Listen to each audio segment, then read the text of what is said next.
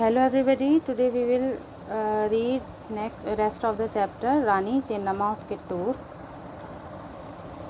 Raja Malsaraj was involved in the politics of the times. He helped the British. Peshwa Bajirao was angered by this behavior from his ally.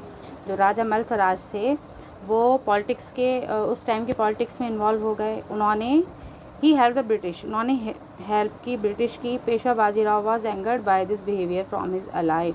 और पेशवा बाजीराव जो थे वो उनके अपने अलाई कहते हैं फ्रेंड, अपने फ्रेंड के यानी जो जिसकी साइड होता है उसके अलाई से बहुत ज़्यादा उनके अलाई के जो बिहेवियर था ये उससे बहुत नाराज़ हुए. He made Malsaraj sign an agreement according to which the raja had to pay a fixed amount of money to him every year. उन्होंने क्या किया, उन्होंने एक मलसराज से एक एग्रीमेंट साइन कराया इसके बदले में.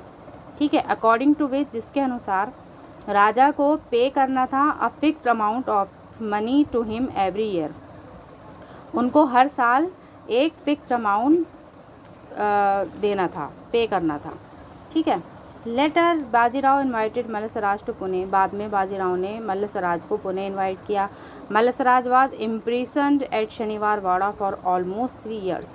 मलसराज को इम्प्रिसन्ड करके रखा गया यानी कैद करके रखा गया, बंदी बनाकर.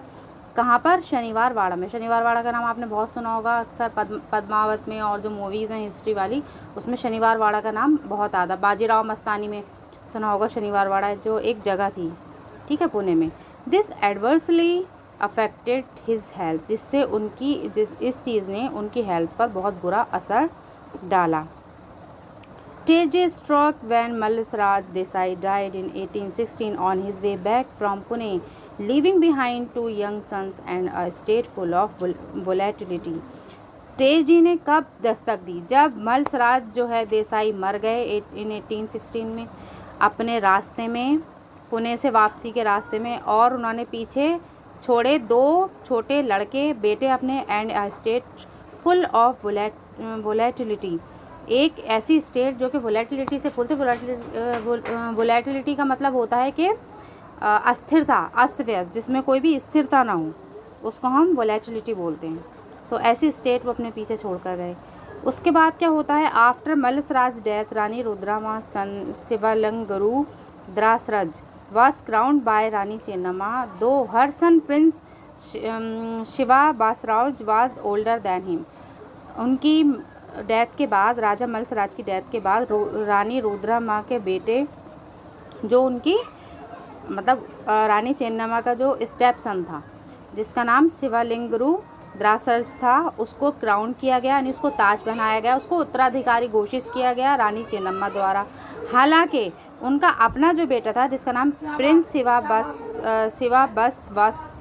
सर्ज था वो उससे बड़ा था और बड़े थे. एंड दस इस प्रकार the rightful heir to the throne, इस प्रकार वो अधिकारी थे, उत्तराधिकारी थे. ठीक, उत्तराधिकारी तो वही हुए ना थ्रोन के, थ्रोन यानी तख्त, सिंहासन के. ठीक है.